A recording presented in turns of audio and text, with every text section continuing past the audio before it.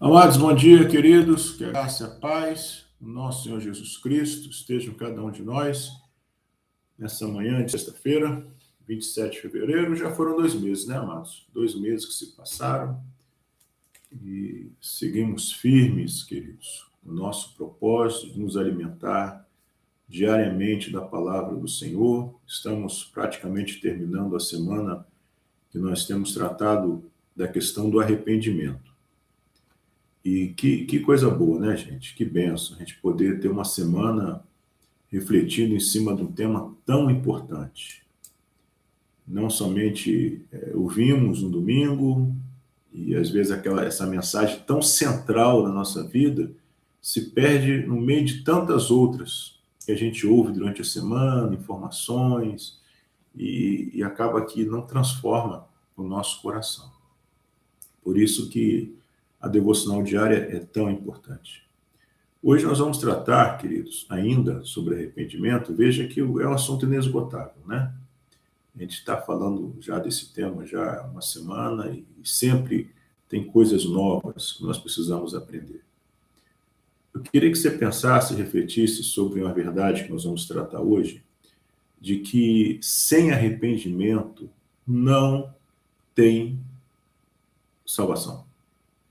Sem arrependimento, a porta do céu, aquela porta que é Jesus Cristo, aquela porta que o apóstolo João viu aberta em Apocalipse 4, ela estará fechada. O arrependimento não é algo opcional, não é algo que nós podemos pensar que, ok, eu entendi que é importante, quando eu tiver tempo eu penso nisso. Eu tenho outras coisas mais importantes na minha vida para gastar minha energia, meu tempo, minha prioridade. Tudo bem que o arrependimento seja algo importante, né? Está na Bíblia, o pastor está falando sobre isso, mas não quero pensar nisso agora. Essa atitude de não enfrentar o arrependimento como algo urgente é uma forma de negar a cruz de Cristo. É uma forma de você colocar Cristo em segundo, terceiro, quarto lugar. É como eu já falei algumas vezes, amados, o Cristo está em primeiro lugar na nossa vida ou ele não estará em lugar nenhum. Então, o arrependimento, sem arrependimento não tem relação com Deus, relacionamento com o Senhor, não tem esperança. Vamos ver aqui, queridos, Mateus 3,11 diz assim: naqueles dias, João Batista apareceu no deserto da Judéia e começou a anunciar a seguinte mensagem: arrependam-se, pois o reino dos céus está próximo. Então, João Batista, sabemos que ele está anunciando a vinda de Jesus. E Jesus traz com ele a sua mensagem, sua pessoa, suas obras, o próprio reino dos céus.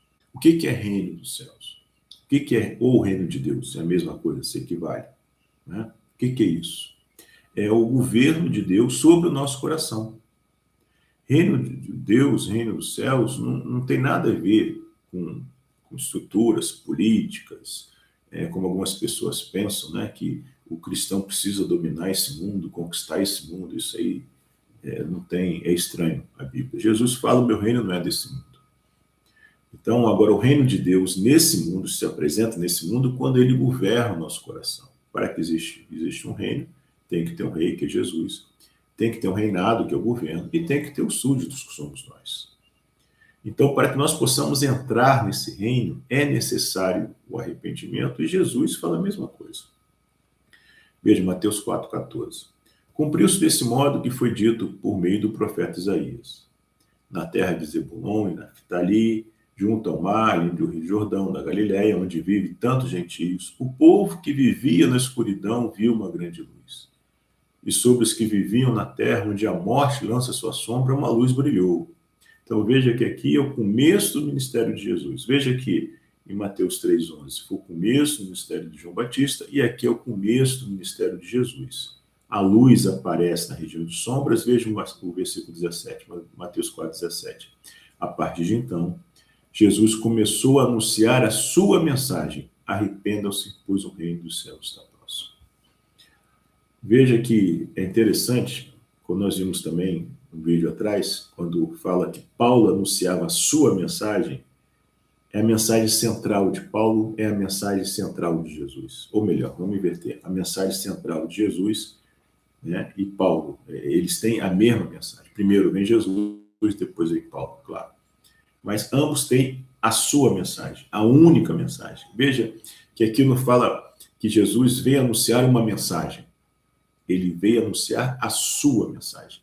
Qual é a mensagem de Jesus? O que Jesus veio trazer como mensagem para nós? Arrependimento. Por quê? Porque o reino dos céus está próximo. Então, percebam que arrependimento e reino dos céus, queridos, eles se equivalem. Né? Quer dizer, eles estão intimamente relacionados, são coisas diferentes. Me expressei errado, não se equivalem. São coisas diferentes, mas eles estão intimamente relacionados. Agora, veja, nós precisamos dar uma resposta a isso. E tem duas respostas. A resposta que nós precisamos dar é nos arrependermos, é abandonar o pecado, é nos voltarmos para Deus. O que é que nos impede de fazer isso? O desejo de continuar vivendo para nós mesmos, os nossos próprios desejos. Repetirmos o pecado, o erro de Adão e Eva, que Deus falou, não coma. Não, eu acho que eu posso comer. Eu acho que eu sei mais do que Deus. Então, depois, o que aconteceu, nós sabemos. Então, toda vez que nós ignoramos aquilo que Deus quer para a nossa vida e escolhemos aquilo que nós queremos, nós estamos sendo Adão e Eva. Então, a resposta que nós devemos dar está em Marcos 1,15. Enfim, chegou o tempo prometido, proclamava. O reino de Deus está próximo. Arrependam-se e creiam nas boas novas. Então, veja que, de novo, o que nós temos aqui é uma relação direta entre reino de Deus, o reino dos céus, e arrependimento. Então, não tem como. É impossível. Não vai acontecer.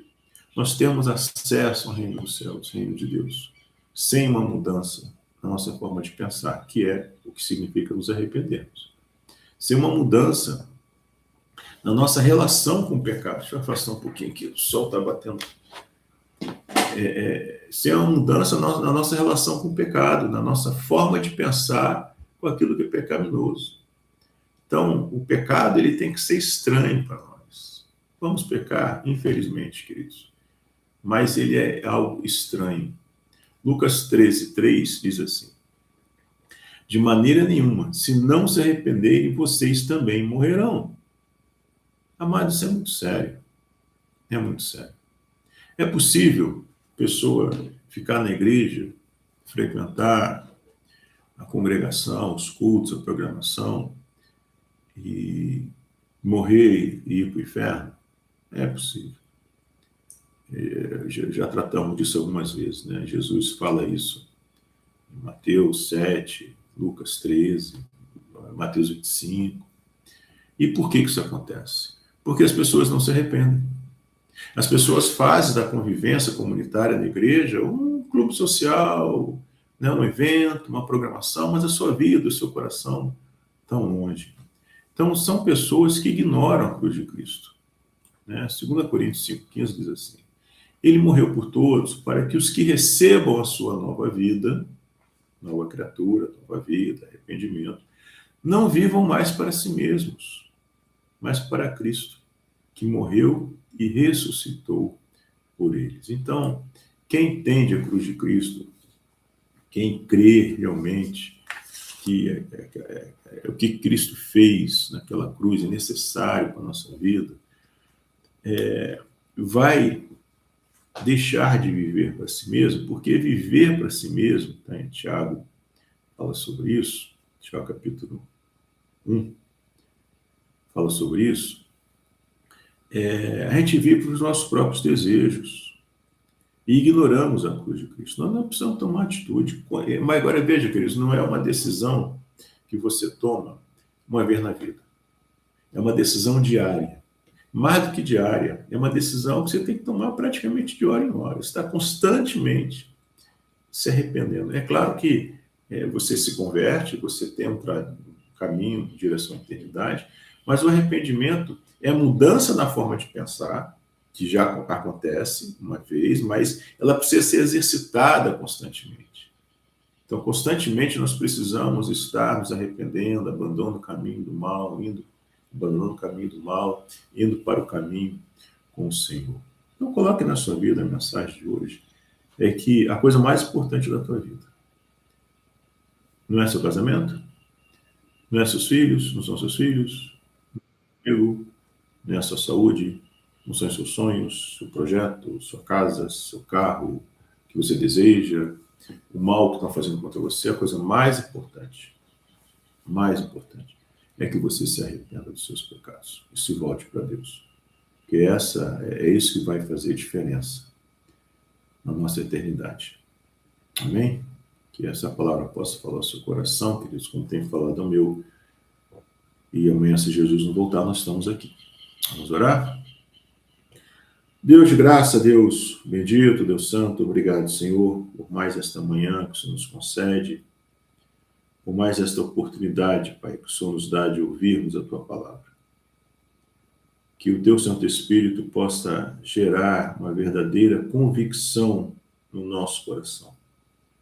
Uma convicção, Senhor, de que nós precisamos priorizar o nosso arrependimento.